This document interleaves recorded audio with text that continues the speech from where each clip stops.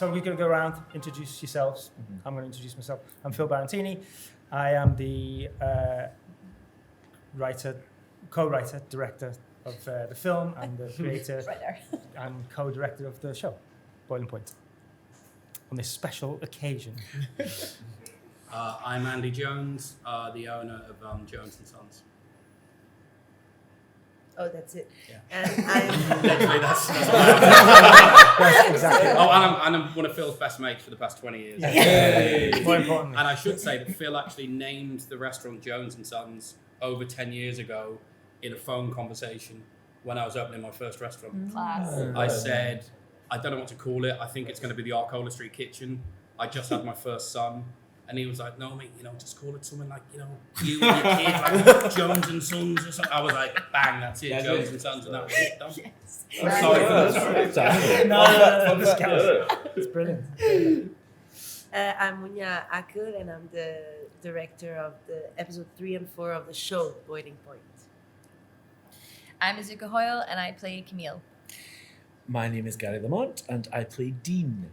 My name is Hannah Traylen and I play Holly. My name is Stephen Odubola and I play Johnny. My name is Daniel Larkai, I play Jake. I'm James Cummings. I was the co-writer of the feature film and co-creator of the series and lead writer on the series. I thank you all for being here.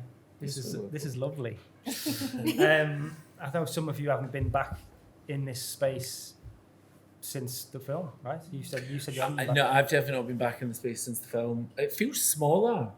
It I feels think much smaller. You've just got. I've gotten taller. bigger and taller and my ego's through the roof. I'm a showbiz monster. And also as well, daylight, it's nice to see it in daytime. Of course, yeah. It was always sort of curtained off, wasn't Yeah. it? And we Like also had like Christmas. loads of Christmas decorations in here. Oh, yeah. And there was a lot of things that we blocked off. And Yeah. So slight PTSD, but mainly lovely. yeah. Mainly lovely. Yeah. So I mean, we were here in 2020, March 2020. We did the feature here. James and I basically came to the restaurant for like 2 weeks before. Like me, you, and Matt, the cinematographer, came here like 2 weeks before, and we just walked through the space, and we basically just mapped it all out, mapped all the camera stuff out, and Andy was kind enough to let us have the place We were playing all the different characters for a ourselves. bit of money. Yeah. We did. And, It wasn't a bad chunk before COVID. And yeah, it's just mad being back here. And you said before, like since the film, none of us, by the way, expected the film to do as well as it's done. No, God no. Like we came in. No. God, no. Oh, no, not that level. Not that it was bad. but God, I mean, God, wait, no. God, no. no. Cheers, How very can nice you from quantify what that did? Yeah. You can never No, ever have that definitely. thought. No. You can't. I think that's why it did do well. Yeah. Though, because I think 100%.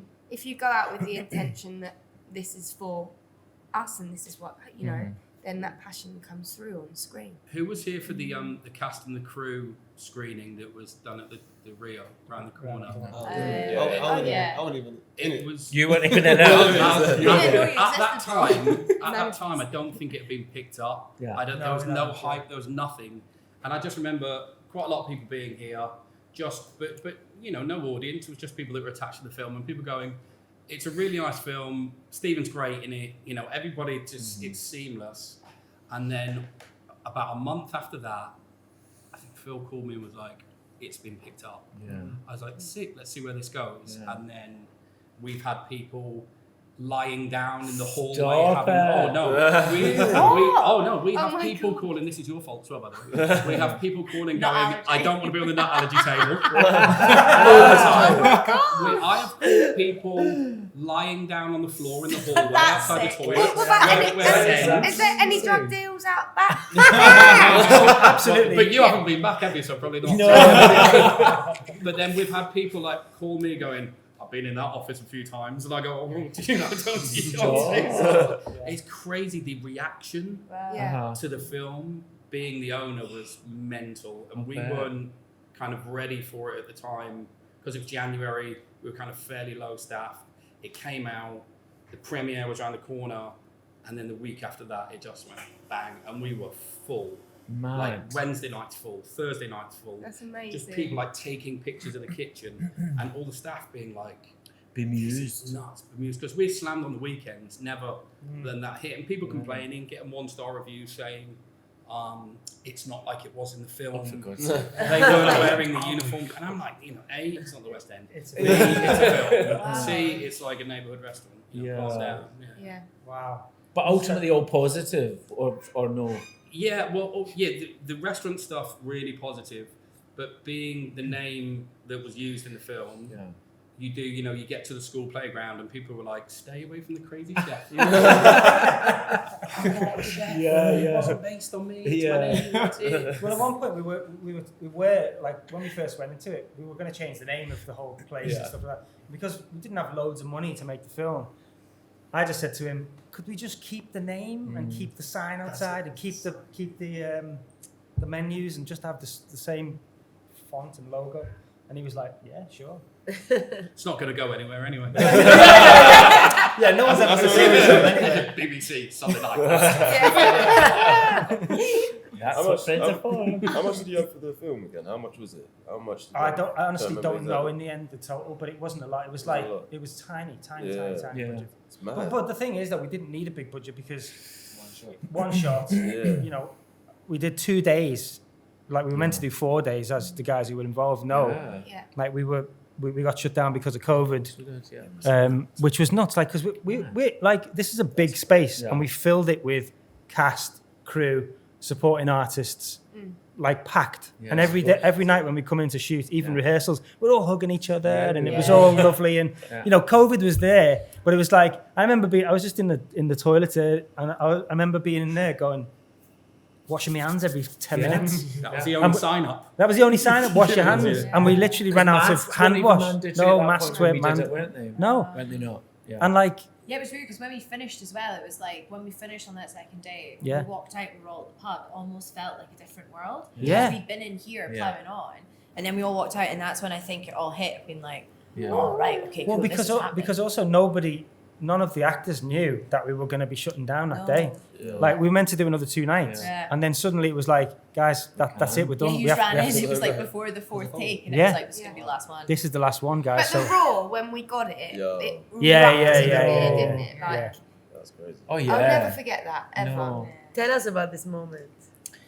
Were you in? Because you've been in the kitchen. We were Yeah. here. We were all sort of lined up behind the bar because eventually it went backstage. Yeah. Came running back in through. the kitchen. I So kept we running would through, all yeah, just stand like silent.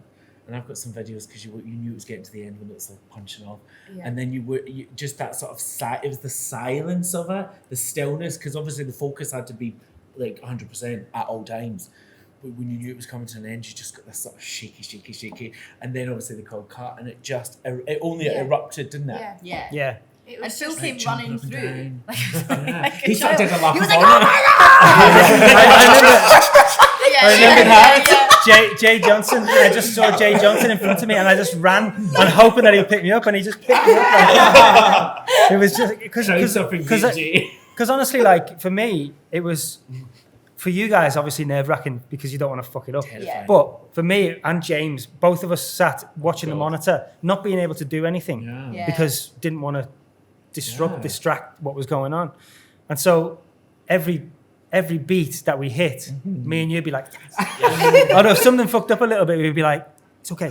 Or you'd like sort of clench your fist. I'd be like, it's okay. We're going through the list. And then you'd write Yeah. in the script what But needed when to we did change. take 3, when we did that third one, it was like it didn't feel like there were more fists than like yeses. Yeah. So that was why like the energy was so high on the fourth one, because that was like flawless. We had like 8 mistakes, if you want to call them that, versus like 100 with the third one. But the energy was so different. I think what it was, because certainly speaking for myself, I was because of the third take was the performances were flawless. You know what I mean? That's the take that we used. But because of the technical stuff that was slightly not wrong, but like it wasn't perfect.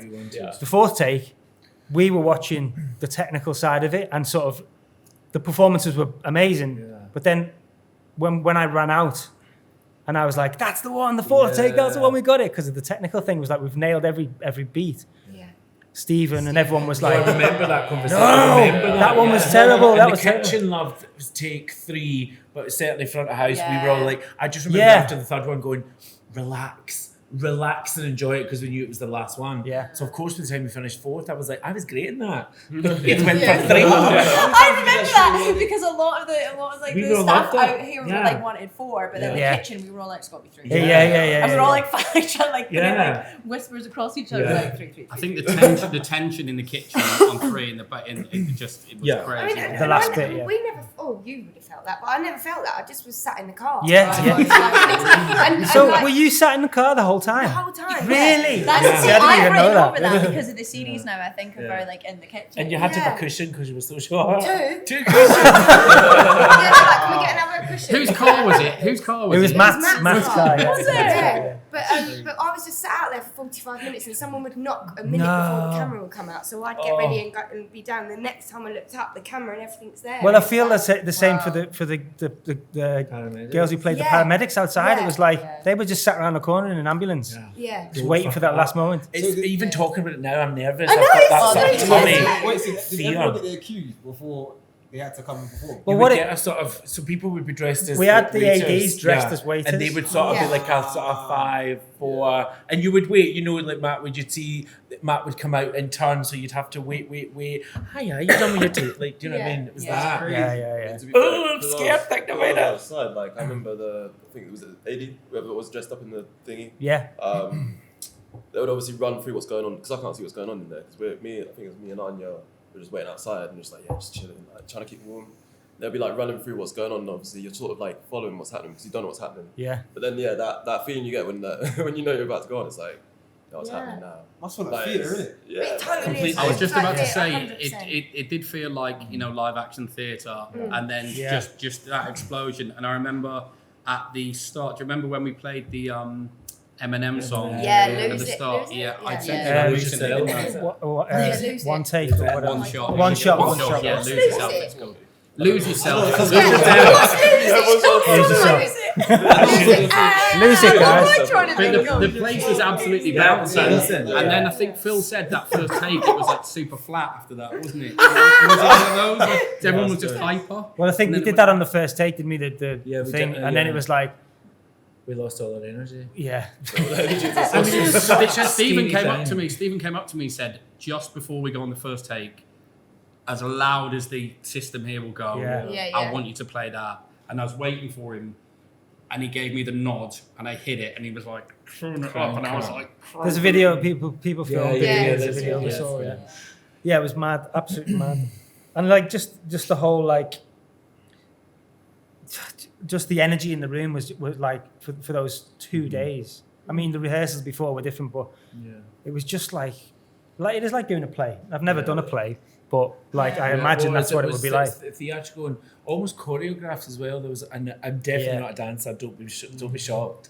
But that kind of like that waiting for the right moment to get in there and get out again. Yeah. It was sort of choreographed as Well, well. Vinette had a little book, didn't she, with all of like yeah. the beats in it? Yeah. Yeah. Actually, I would love for you to share with us because a lot of people are very confused when they know that there's no script.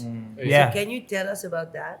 James. Well, we started off by like Phil and I just sat down with each other and we were like talking about okay, what bad things happen in the kitchen, what things are like going to throw spanners in the work. So we just kind of had a list of all those things and started off with the Andy Jones character and sort of saying like, well, who's he? And we were obviously basing it on the short film, which was done in a very similar way.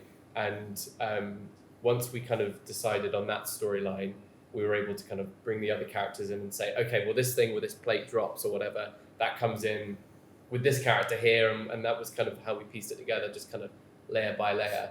And then the way we wrote the script was, and we're doing the feature film, you'll have seen we did kind of like bullet pointed paragraphs instead of dialogue, which sort of said, they're going to say this with this tone. This is how you transition between conversation topics. Some example dialogue in there. And so it was very comprehensive, but the actual dialogue itself, we wanted to come naturally from everyone because people bring their own like humor style. They bring their own like all those sorts of things like way of speaking and turn of phrases. And we wanted that to be really genuine with all the different characters. So that was like where the improvisation really came in. The story had to be quite controlled because, as you say, it's like choreography. Yeah. So when we did the rehearsals, I was shadowing behind Phil as you were all kind of working on what was being said and how to play out the scenes, as changing the scenes as well. And I was rewriting the script to kind of conform to that and pick out pieces of dialogue that you guys were coming up with, which really felt great, and those could be used then as cues. So me, Patricia, and Jodie, our script supervisor, put together a couple of condensed scripts that we handed out. I don't know how useful they were, but they would have those cue bits. So like when Anya comes around the table with Jason Fleming and Lords, Elvis has left the building was the quote, which Anya knew, okay, that's my cue, I'm going to come in now. Yeah. And that felt very natural. But the actual content of that interaction, that's where the improvisation was. And it was important, like when we rehearsed it, we'd get the loose dialogue in there for you guys so you knew going into the scene what was happening, but it was important for everyone to be listening to each other. And I think I didn't want every take to be the same, because I think once an actor gets a script and they feel like they have to conform to that dialogue, it becomes quite restricting. And that wasn't what we were making. It had to be very loose and open. And so anything that happened in the moment, you guys would react to. And it was nerve-wracking to sit and watch. You'd let it. We'd rehearse. I mean, we didn't rehearse loads. Let's be honest. No, we did in a couple of days. 2 weeks, but like we had 1 week where it was with all of the front of house moments. So, for example, you get like an afternoon, wouldn't you? Yeah, we'd focus on an afternoon. The girls on the sort of on that big table over there. Training. He did some tilt training. I was there. Yeah, there's a picture of you doing tilt training. I still was like. It's so funny though, because like you think a lot of actors would have worked in hospitality, but I seem to have cast all of the actors that never worked in a fucking restaurant.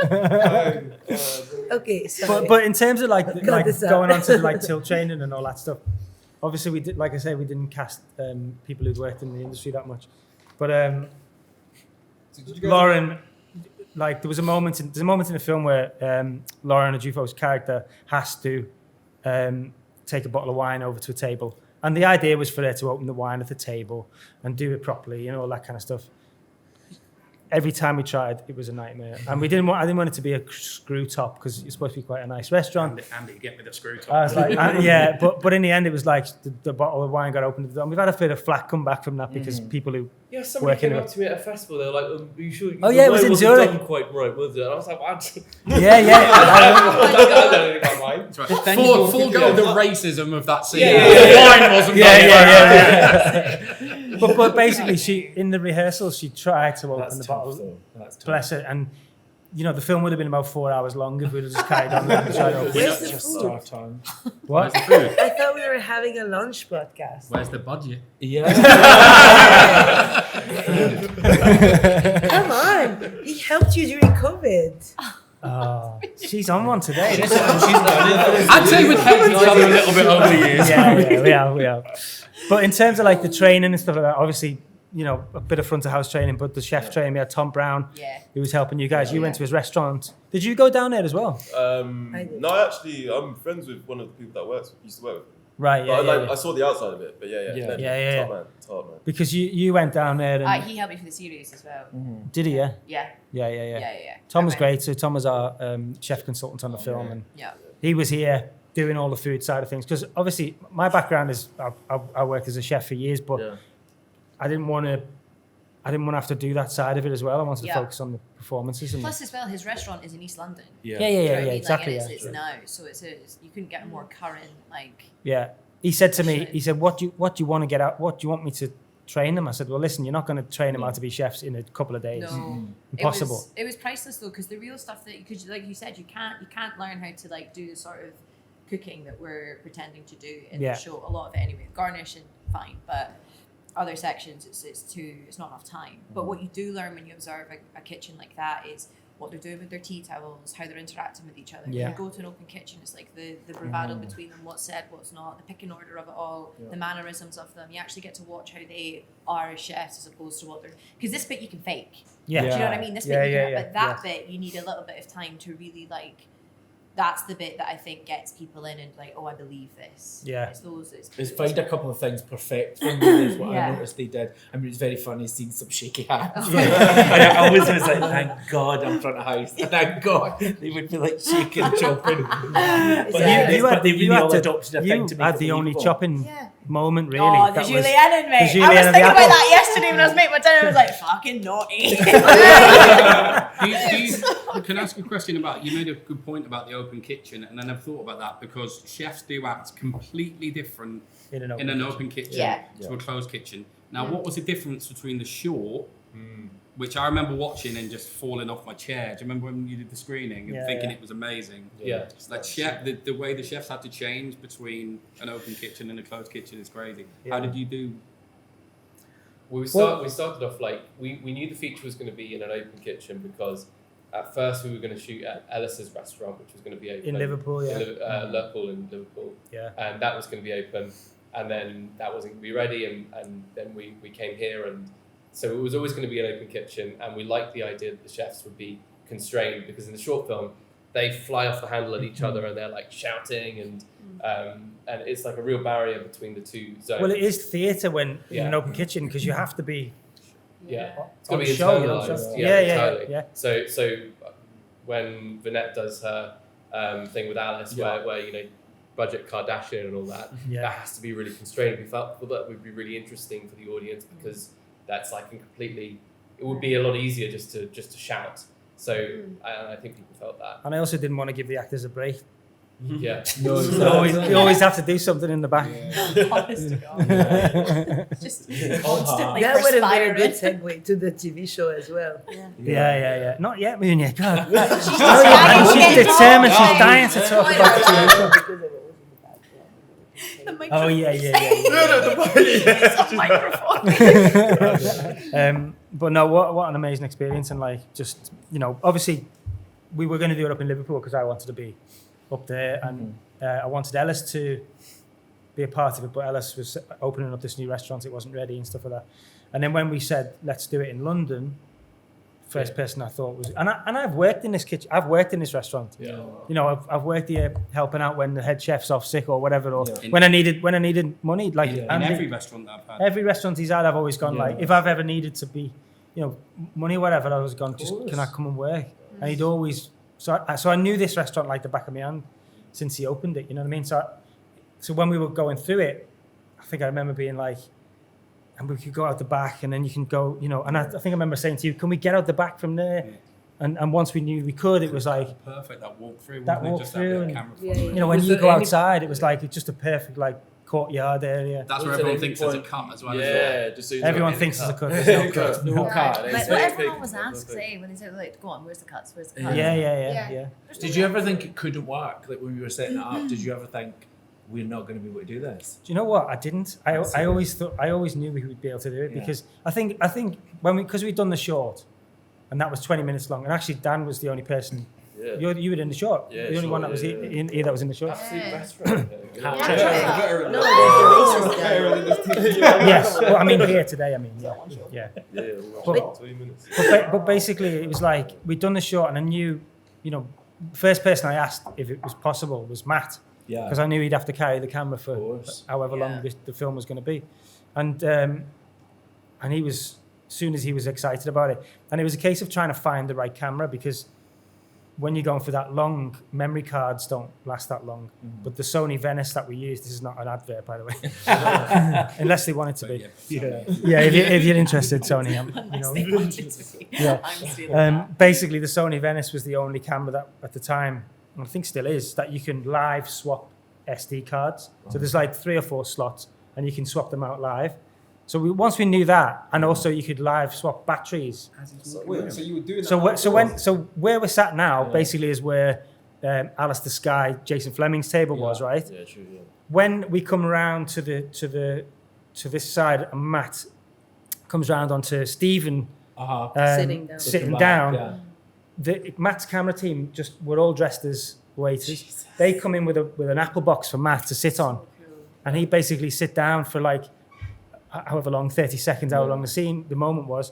And his team were swapping out the cards. And then when we'd go back that way, his team would go through that door there, and we had a fake wall up where we were all sat behind with the monitors. It needs to be a movie on the behind the scenes. We have got like loads of footage of it. Yeah. So the film's called Boiling Point. Who is this guy? Every time he speaks, I need to see that. That's crazy. Yeah, no, we have got something somewhere. Yeah. Wow. Can you tell us, like, because you obviously did a few takes before having full takes. Can you tell us about those first takes that you stopped earlier? Like, why did you stop them? We didn't, because we did on the first day. We did it twice, and by the end of the first day, we were like, okay, few things to iron out for tomorrow. And then I gave loads of notes. Me and James went back to the apartment we were staying in. Me, you, Matt, and a bunch of us went back, watched those takes. And we're like, okay, we need to move the camera there this time, and it needs to be there. And then, I'll speak to you and talk about whatever. Then we found out while we were there that tomorrow is going to be the last day. Yeah. So it was like, we can't use those takes because they're not right. They weren't right. They were rehearsals in my mind, because we thought we've got another 6 shots of this, when actually we only had another 2 shots of it at it. And so coming in on the second day was, not only are we, it's a 1-take film. We didn't have much money. Everyone's in the same room. COVID is now this cloud over us. But we now are like, we've got to fucking get this film in 2 goes. And that's the maximum we can do. It was so scary because we did after that third take, because we weren't so happy with that, as I say, and we had a list of technical things, but also some plot stuff that was maybe missing and stuff. And everyone had just about enough memory in their headspace for one note, especially Vanette, who has the hardest job of the whole kitchen. She doesn't have the contextual cues that Stephen has when he goes back into the back kitchen. It's like, oh yeah, I'm back here, I'm with these characters. So So Vanette has hard to say, we can only condense it down to 1 note per person. And between the takes feels like you got 20 minutes before we have to deliver these notes, and then we're filming. So I was panicking, swearing with Jodie, trying to condense down 100 and something notes into 20. Yeah. And it was really hard because we didn't think at that point we'd gotten it yet, and we only had 1 take left. So that was so stressful. And also, bear in mind, it's we didn't have trailers or a space where everyone could go to get out and go. There was a space down the road, but in between takes we didn't do that. So it was a case. That was his place as well. For an extra few quid. Another place around the corner. And so it was once we cut on the first take on the take, I'm running around with him going, right, notes, okay, where's Izuka? Okay, and then give you a note, come over, give you a note. So it got to a point when I just couldn't find people, and I was stressing out. So we went in that back room and got everyone in that room, stood there, and I basically stood on the table like a dictator. And I was like, right, you, on the next one, do this, you on the next one. And I can't, it was quite a harsh way of doing it if you look back. But also as well, everybody, the whole project, stopping was never an option. No, it just wasn't. So I think everybody brought that to the table and was like, if there's something happens, fix it, get out of it, and move on. There was nobody would have stopped and gone, oh, I'm sorry, cut, can we cut for me? It was just so that everybody felt that top to toe. But tell us about a mistake you made and No, I never made mistakes. People make mistakes. There were certain moments when I was like, we didn't but don't you think everybody had wonderful moments? I always remember you had wonderful moments with the girls on table 7, which is this table. Oh, my table. But I think that nervousness and that kind of don't let it be me that fucks us up. It gave everybody that kind of impetus to have these beautiful moments. It is theatre, but also as well when something did in your brain, you're going. I won't name names, but I was stitched up a few times in that take, and I was like, we didn't rehearse that, but it was loose enough to you can go panic, fix it. And of course, Yeah. when we finished and we were doing take 3, I was like, I really fucked up. I was sort of thrown something that I was like, it's 2 seconds worth in the film. But in my brain, it felt like 20. But also, it's a short track. yeah, but also, people fuck up in life, right? of course they do. Yeah. So that was I the don't. no. Apart from you, I'm obviously. on a podcast. it's fine. yeah. but like it was important to like. I think unless someone really fell over and hurt themselves. Yeah. But even Just then, keep you would going. sort of go, shit, I fell, I feel like everyone Yeah. kind of, you just naturally, that was Yeah. something that was so beautiful. Like even when we're in your other place, it's like everyone was just, we were just vibing. It was just nice. Like everyone had each other's back. Like Yeah. That's you it. trusted That's everyone. what it Completely. was. Like, Yeah, there wasn't anyone that Yeah. you didn't trust. You like, knew that if not yourself, somebody else was going to be able to quickly pick it up and Yeah. put you back on. And that is the freedom we're afforded throughout this whole project, the film and into the TV show. That's the word that encapsulates it for me, is freedom. Yeah. Freedom to sort of play, to express, to Yeah. emote, to try. It was so And then freeing. we all became a big family. Like, look, we've all worked on shows and films where you're like, oh, amazing, love you all, let's stay in Yeah. touch. But you never do. No, Yeah. You're right. We are. But with this, it is like a proper family because Yeah. we've been to war and back. You know what I mean? But It's like, I don't think it's just because of that, because many people may see this film as the cool oneer that happens in the kitchen. But what's really touching about this film is that it comes from a very personal place. And I think that it explores, it's like a microcosm of society. It explores so many topics.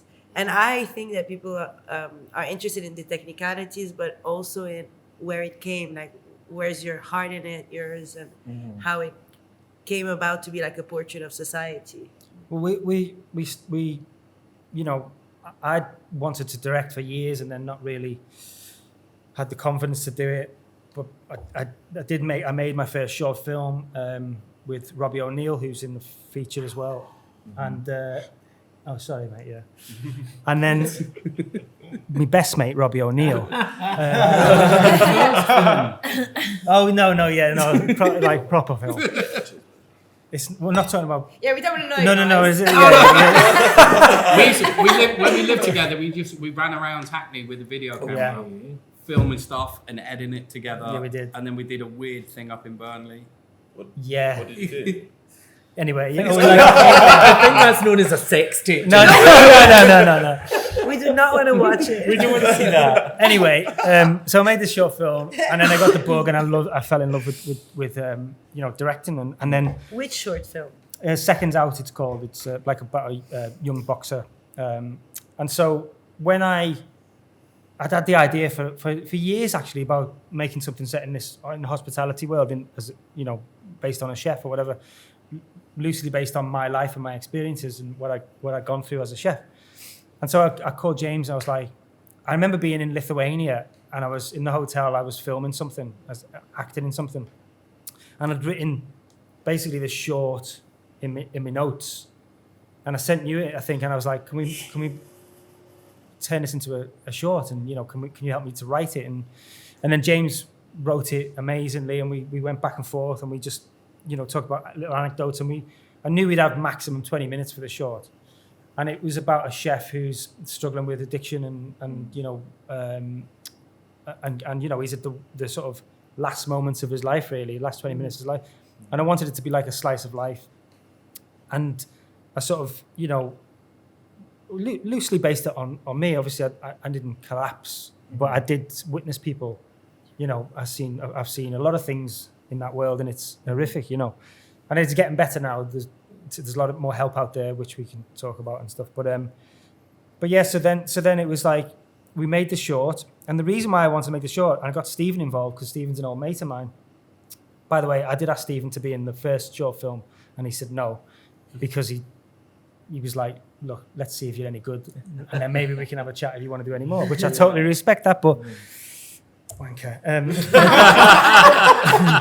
only messing. I love you, Steve.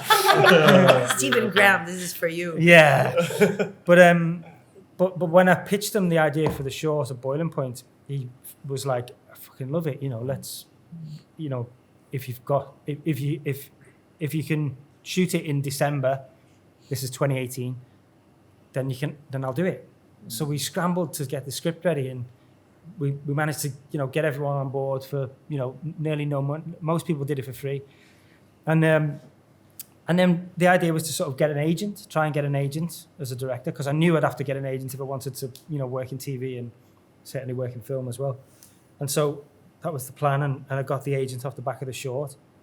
And then the short was quite popular. It did well in festivals and stuff like that. And then we'd sort of had the idea to turn it into a feature, but it was like, yeah, whatever. And I said to Steve, like, I was like, we're thinking about maybe turning this into a feature. Would you be interested in being in it? He's like, why would you want to do that? You've done it now. You got your agent. What do you want to do that for? I was like, I don't know. I just feel like there's something maybe there. So we got commissioned to write the script, and then we wrote it, and Stephen came on board, and it all happened very quick. I think 9 months from when we were first commissioned to Was it 9 filming. months? Yeah. Like a baby. And how good is he in it, by the way, as well? Oh, he's amazing. Unbelievable. That's the thing as well. Like, I remember the first day when he came on set, because he came a bit later than everyone else. Yeah. I think we'd had a week of rehearsals. Then he came in for the last week. So he had 5 days rehearsal. Most of the kitchen staff actors had 5 days rehearsal. Yeah. I remember when he came on set, and he was just like, he's got this presence, hasn't he? You know what I mean? When you first meet him. It's mad. And but he made everyone feel so at ease and so comfortable, and He said that speech, didn't he? Yeah, and he gave a us speech, Bowie, yeah, the Bowie speech, and like, good. I think he's one of these actors that are like, he's not got a pretentious bone in his body. He cares about everyone on set. Everyone is equal. Yeah. And you know, it's like he didn't want numbers on the call sheet. Yeah. For the people who don't know about what numbers are on the call sheet, like actors have, it's almost like a status thing of like who's number one on the call sheet is like the lead. He would have been number one on the call sheet, but he was like, don't put any numbers on the call sheet, because it's an ensemble. Yeah. We're all here to make this movie, and everyone's integral to it. And you know, having him with that mentality just made everybody else step up their And game. he also you told know? us as well, he's sort of trepidatious about it as well. He wasn't like, I'm amazing and I'm going to nail it. He was like, we're all in it together. He was Let's shitting move himself. forward as one. Yeah. But it's was human, open isn't about it? The whole completely. thing has to be human Yeah, he and wasn't honest, faking. I and guess then it's, it works. yeah, set the precedence for like all of us, because then it's like, we just look at each other like, yeah, we got each other. We got each other. Yeah. Right? Yeah, he Yeah. does. He It's sets like- the bar so high. He's kind of Yeah. like, you almost feel a bit like medieval when he's there, and it's like you're a tribe and a clan. Yeah, He's yeah, like yeah. taking you to war. It's like, Yeah. I might die, but I'm following you. And wherever you go, I'm going. Like, Yeah. he's just so, it's just like almost like primal in you. It's just like he's the leader, but it's not in a dictatorship way at all. No. He sets the bar and invites you to come up with it. And also, if you know, if there's ever a moment where you're feeling down or you're like, I'm not sure I can do this, he's there. Yeah. Oh, yeah. Even for me, you know, as a director, it's like there's moments where you're like, fuck, this is going to work, and he's like, we can fucking smash it, you know what I mean? Yeah. And Yeah, vice so- versa, you know, that had to be the attitude on set. Yeah. You know, no egos, Zero.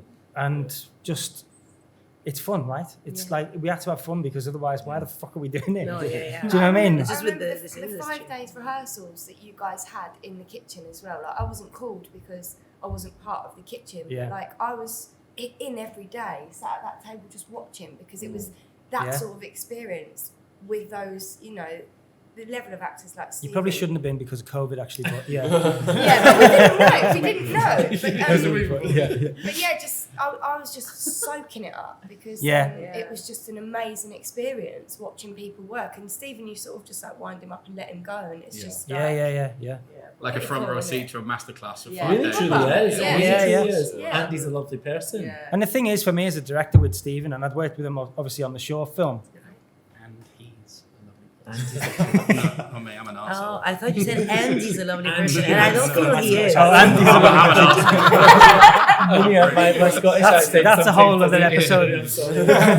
And it's got a I question am- mark at the end. I am from No, the it's fine. We do have this. But recently I was at the Lots of Carlo Vivari Film Festival where you Oh, had your where we had world the premiere, yeah.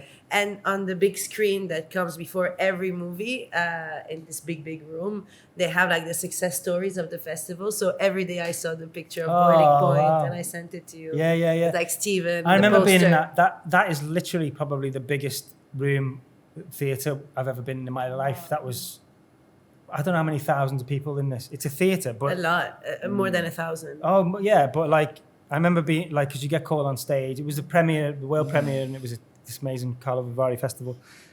and being called on stage, and you're like, I did not expect that many people to show up for the film. Do you know what I mean? It's like, Why are it you was here? full. It was like, but how have you heard about the film? Like, what? I don't understand. That I was just a big comprehend. turning point, wasn't it? Yeah. Was Yeah, that massively, was- yeah. I remember that being the thing that all of a sudden. I mean, we people didn't were- win, but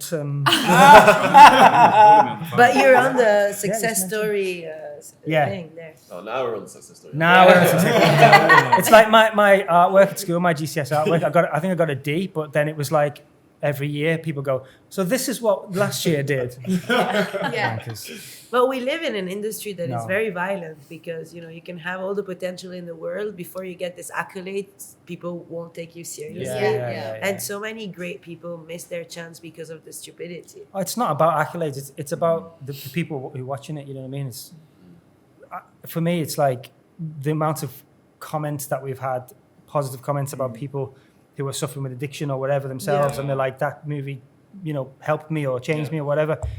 Not just addiction, but anything like Even just the industry. I got a lot of people Yeah. going, it's really, really hard doing that job, and thank you for highlighting how difficult and how disrespectful people can be over Yeah. a plate of food. Like, it really did. I got a lot of that. Yeah, Obviously, But people going, what's Stephen Graham like? That was cool. But the undertone to that was just, thanks for doing that. It's everybody seeing what goes into a plate of food Yeah. that no one ever sees because you just get it delivered to the table. Yeah. Sometimes you don't even look up to the waitress, but to see like the Yeah. process, like Well, in yeah. real time. I always say, like, for people who, there's two audiences. There's people who have worked in the industry, they understand it, and they're like, fucking hell, that's my life, or, that's what I used to be like. And then people who've never worked in the industry suddenly understand what it's like.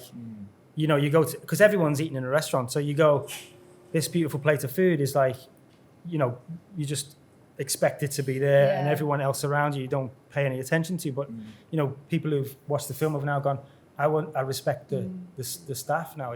Also, from an artistic perspective, I think it was the first time I'd done something where all parts of crew and creatives and actors were wanting to talk about how we made the film. Yeah. And people's imaginations were suddenly sparked again, and it didn't follow a certain formula that a lot of British film maybe has started following these days. It was really bold and really brave, and it was dangerous, and the stakes were really high, and the odds maybe weren't in our favor. Yeah. And from a camera perspective, it was like people were wanting to ask how he did it. Yeah. How did that, and even just talking about the way in which we were able to use a certain camera that can switch in cars and stuff like that. I think it was the first time universally it was like we went back to being like kids in a playground. Yeah. It was like, let's see if this works. Well, it was important when we were getting, obviously Matt Lewis, who was, I've said he's cinematographer, and he was on the show as well.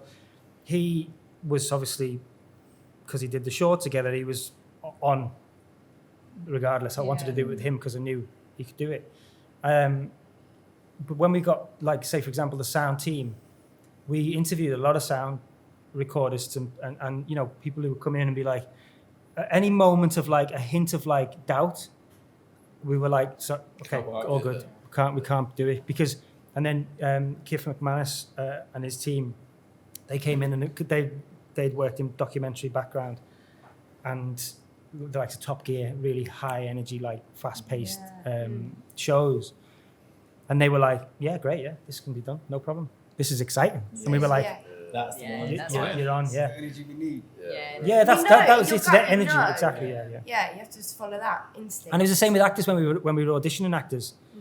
It was important that actors were able to be in the moment and improvise and be This is the spontaneous. thing, is sometimes you have really exceptional actors who are not great at improv. Totally. And vice versa, and you were able to find actors who can do both those things. Yeah, and Stephen, was a big help in a lot of the casting, like Gary. I came through Stephen Graham.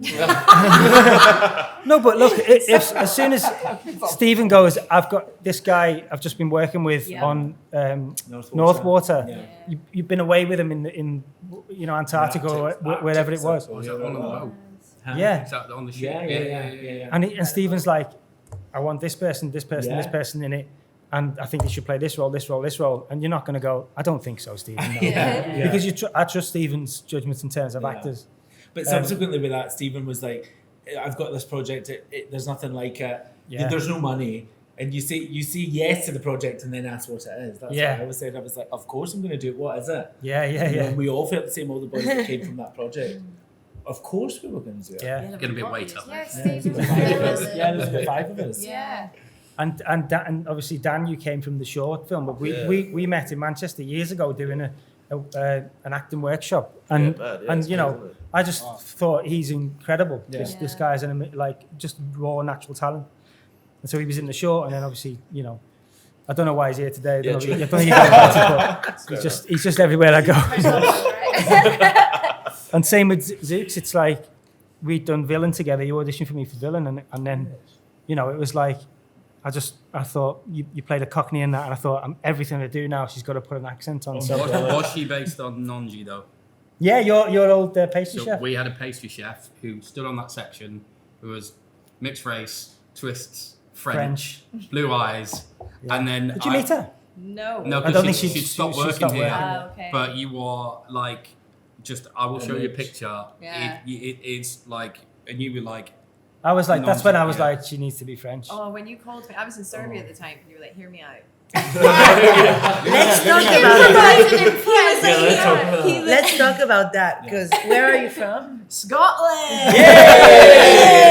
So you play the French character, and you have nothing to do with that. No. Can we talk about that? I mean, Yeah. the hardest gig, the harder you get, the harder. Well, Not only your shaky hand chopping, the French accent. Well, doing Maybe improvisation. that's in why French. she poisoned that woman. yeah.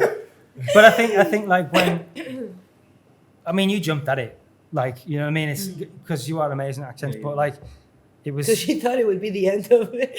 She thought the film was going to be the end. I noticed how Kimmy was really a mute in the film. Then at the end, Stephen really prodded at the end of it about the walnut oil. And then he said the series, and I was like, well, I guess I'm off to France then. I guess I'm off to find myself a tutor. Maybe I'm going through a tough time and I just don't feel like talking anymore. No, I can't. Sorry, I meant. Yeah. So how did you train for that? And Dan obviously did the Ghanaian accent, you know. Yeah. I mean, that was actually kind of because his accent, my accent was kind of, that one was like my dad's accent. So it's like he's been around, he's been in England In the forever. house. Yeah, man. So it was one of those little personal ones that I was like, I have to respect the man here, you know what I'm saying? I think as actors anyway, when you hit a challenge, you're just like, Yeah. you get it. You know what I mean? Salivate. It's a learning experience at the same time. I mean, I was quite lucky because obviously, because I knew you, I was already like, yeah, this guy's sick. You know what I mean? Like, I could see already, like, this isn't just me blowing smoke. But also, I was like, this guy, that's why I invited That's him. why. This was everyone holding the microphones. Yeah, Mike's So pointing at what me. you casting But for real, I was like, yo, this guy's actually sick. Like, are people seeing this or not? Like, and I was like, nah, I have to. This guy's putting some serious passion in this. Like, and it was different. It was like, because even when you called me, it was like the way you were describing my character. It was without being like, it was almost like this guy's like borderline Hans Zimmer. Like, he's talking about tempos and like, I was like, bruh, what? So what's cool is this? But I'm coming. It was good though. I'm so glad I met. Because also I had a choice between going with you, and then there was this job in Plymouth, and the one in Plymouth paid loads of money, but the one in Plymouth I didn't necessarily think it was any. No offense to. No offense, Plymouth. Shout out to Plymouth. But this one was just about like passion. Like it was like this idea of getting a quick bit of money, or actually stick with the passion. And I stuck with the passion, and boy, it was.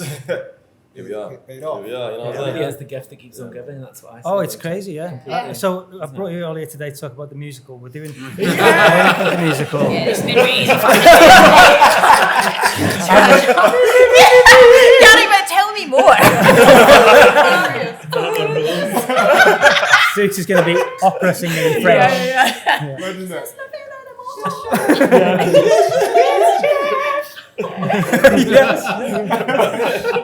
Oh, God. No, We've but been jokes aside, Phil told me a month ago he wanted to do a play. Well, yeah. I mean, it was actually a joke, and it's kind of still is a joke, but it could work, right? What, an I immersive told play you, in an Jones and immersive- Sons. An immersive With a play. camera. Of course.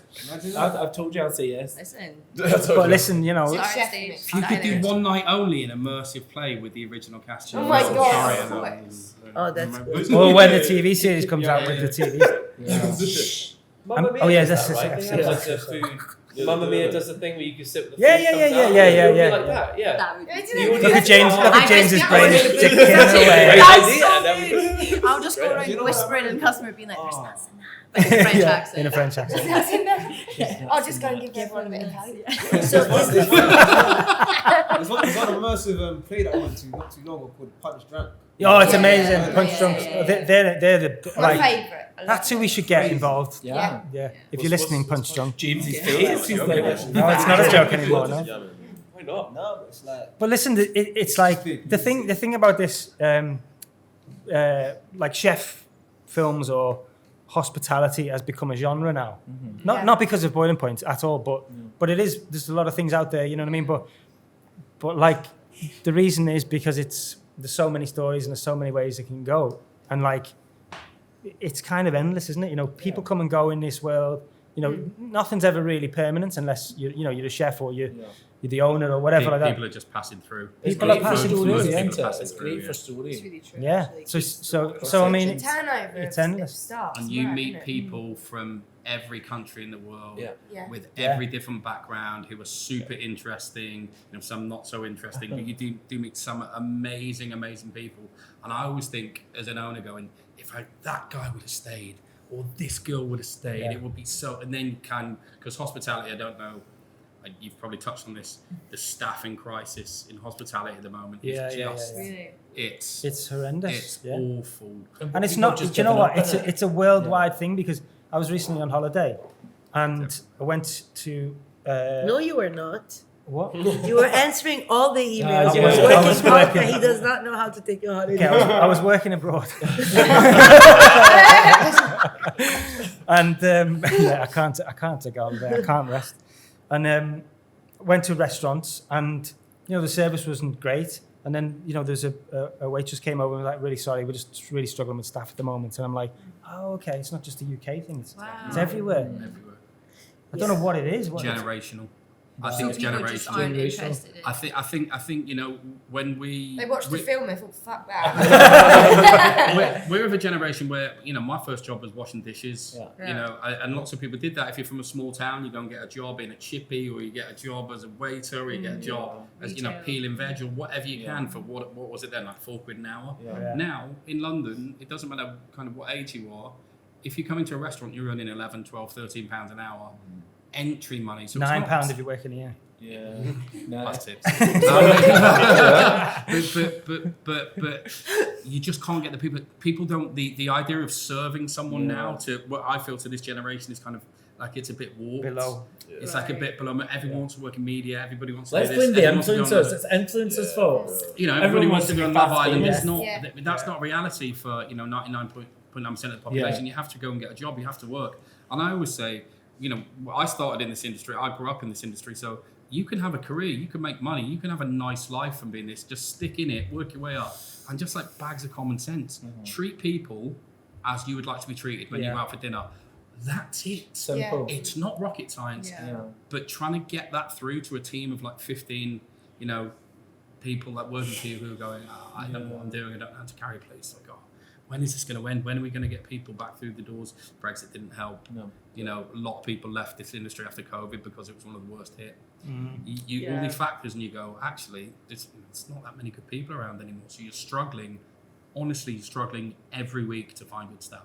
But it's like the instant gratification of the world now, though, isn't it? It's like, if you want to eat something, you can get it delivered to your house. You can have something That's on, killing the the restaurant next day you can have it delivered. And loads of different things. And I think- Deliveroo is killing the restaurant industry. Yeah. And things like people cooking, you can order a box of ingredients Yeah. Amazon with Fresh. with the thing on with a Yeah. recipe there.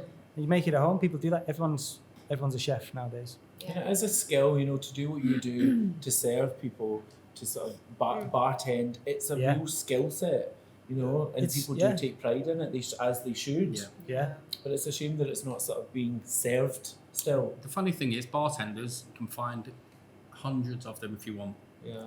And they do take real pride in their drinks. They say, but it's the floor staff, it's the serving staff that we're tearing our hair out over at the moment. It's just so hard to find good people. So you think it's just because, mainly because obviously people of this generation maybe don't want a hard graft, potentially?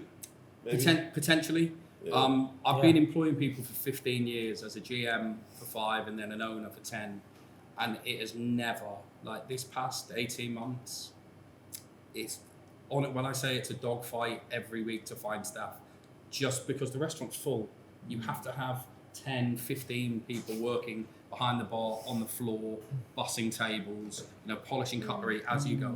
To find that amount of people that want to come and work, that A, get in on time, B, don't call in sick, C, know what they're doing, D, show up without all logos over their t-shirts, and they've been asked repeatedly, just wear a plain black t-shirt, please. These like little, which we think would be simple, show up to work, be professional, right? Yeah. These little things that you're just stumbling over all the time in this industry now.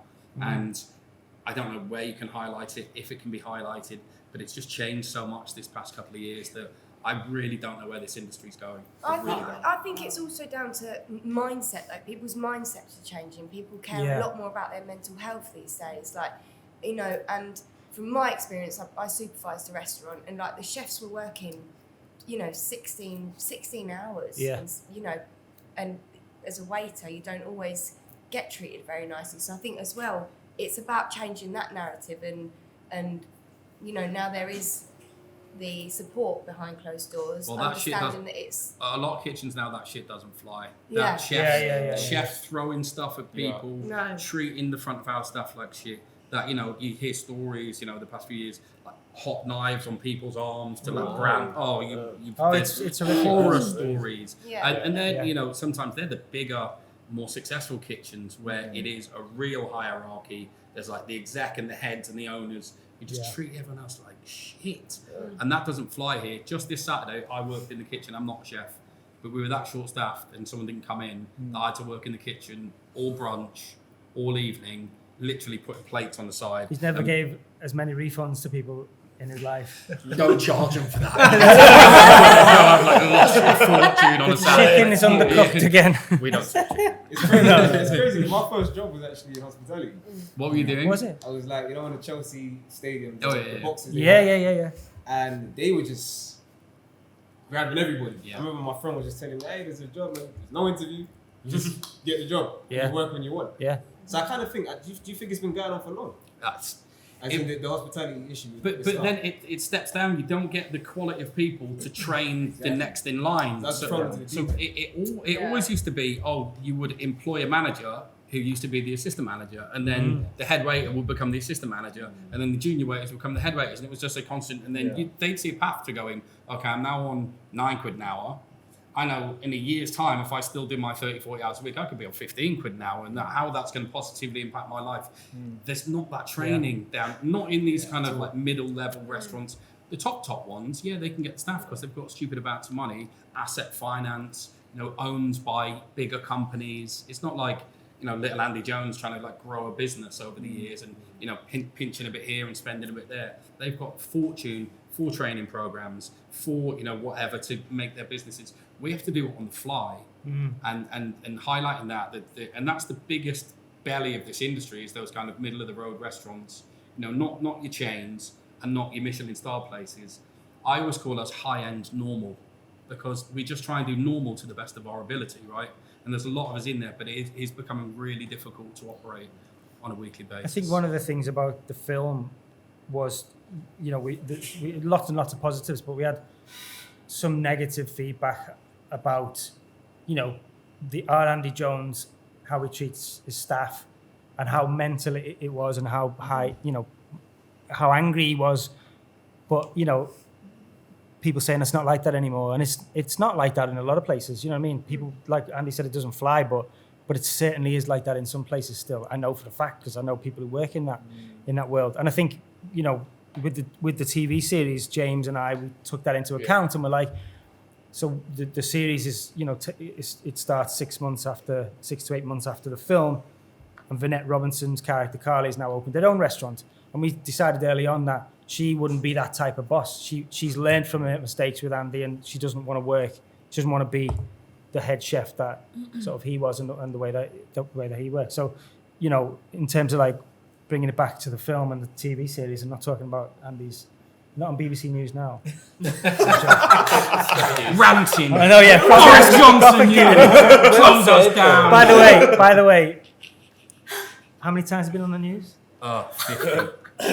he's the go-to guy when they want to talk about hospitality on the news. I've started, And he's good. He's but He's got it down to I've that started notch. turning them down. I've started going. I've started turning No, because I was going into the studio for a lot of them, and then I went on a few studio things, and people were like rinsing me on my Instagram, going, Oh, really? "How can you represent that news film?" I was like, "I'm not representing any news film. I'm using any opportunity Yeah. to be a voice piece for an Exposure, industry yeah. that's really struggling." You were going in like I saw. Yeah, it, they it were- was they were facts. proper. It was people need to. If you haven't seen what he said, man, you've got to listen. So man. since It the was name of the facts. character is your name, the people ask you if you It was based on have the same, we struggles did, as so him. we did. So Stephen and I, unbeknownst to Stephen at the time, we did a joint interview on BBC Radio 2 for Claudia Winkleman called The Fake Andy Jones and the Real Andy Jones. And so Stephen's on Radio 2 doing Claudia's show, and then they phone me and get me on. He's like, "You right, lad? I didn't know you were going to say you're right, mate. They called me like 20 minutes ago. I don't know what." So we did a few bits like that. And a lot of people, because it is your name, like I said, in the school playgrounds, people were like, keep your kid away from him, the crazy cocaine addict chef. And my line was always like, "Oh, I'm just not a chef." And then people would be like, "Oh," and then it's a twist, and I go, "Oh, no, it's just a joke, everyone chill out. It's based on my crazy mate, don't worry about it. Just use my name to get away with it."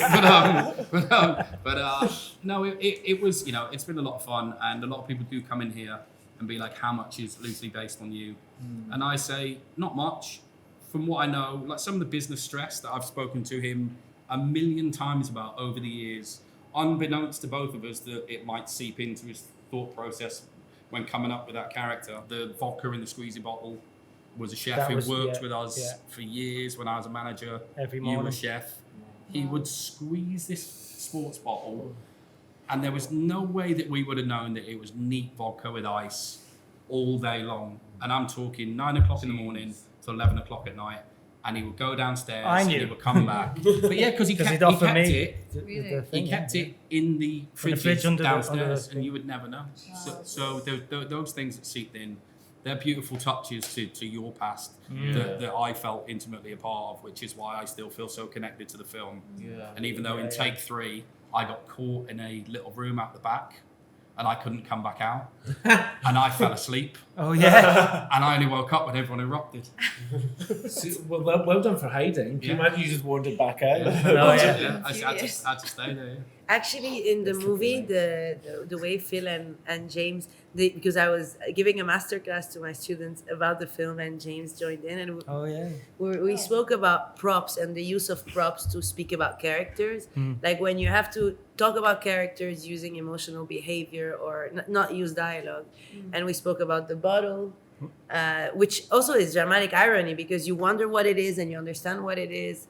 The knife, for example, the introduction of the character of Freeman with the knife, like his temper through that, invisible thread, and how you used objects and props in the space to explain the dynamics, and also how you use this space of this restaurant to show how people who have nothing to do with each other in real life are shoulder to shoulder in this type of industry, in the kitchen. And it's like really like looking at society through the different layers of it, from the people at the tables, the people there, the people backstage, and the people in the cars outside.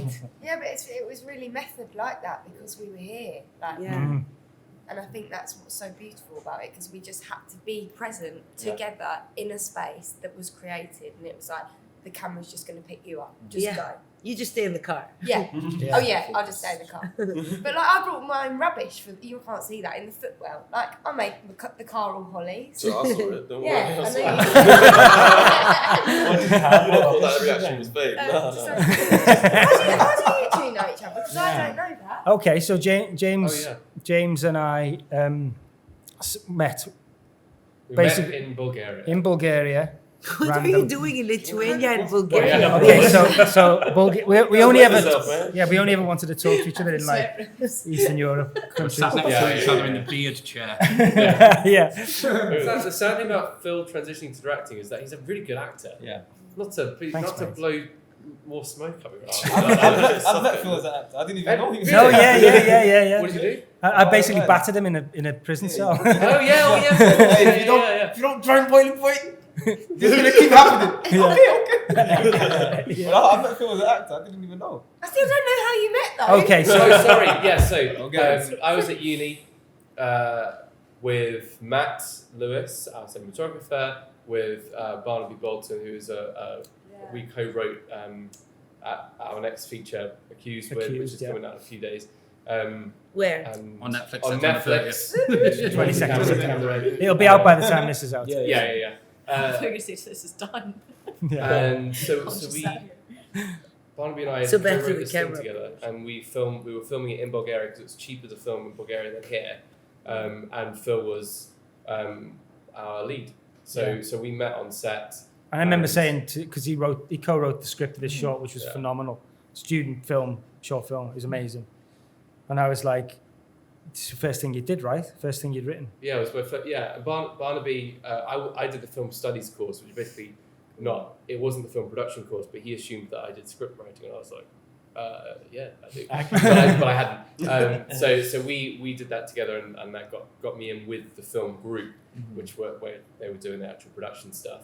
And Barnaby said, "Oh, do you want to come and be a script supervisor?" I had no idea what that was, but I was like, "Yeah, I'll come out there. I'll come to Bulgaria. And film in Bulgaria." And so we met there, and you were very complimentary about the script. It was the first time working with real actors, because I'd only ever worked with my uni mates. And I remember the one thing I was like, "Wow, this is acting, is it?" Which is like every take you were drinking on the same cue. I remember sat there watching the monitor thinking, How does he bring his hand to his mouth? every time the same cue, and I thought, wow, he's thinking everything. But so we got along really well on set, and at the time you were like, oh, we should turn this into a feature film.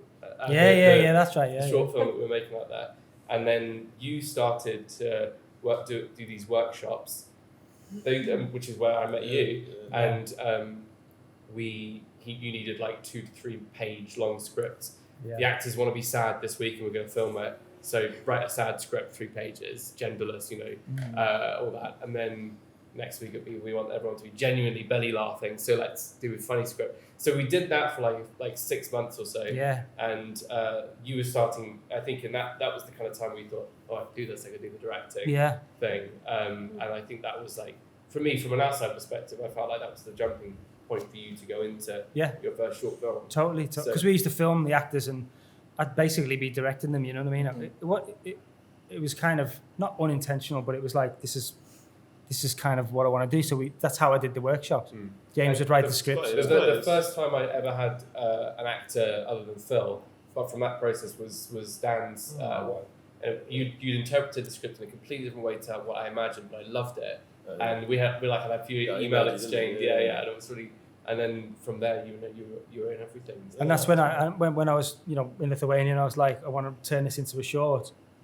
Should we write it together? Yeah, because we'd already had that relationship. That's such an amazing story. Yeah, and it's the moral mad. of the story is fake it till you make it. Fake it till you make it. Still. Just jump in, you just got to do it. Yeah. Go. Should have said the moral of the story is go rogue.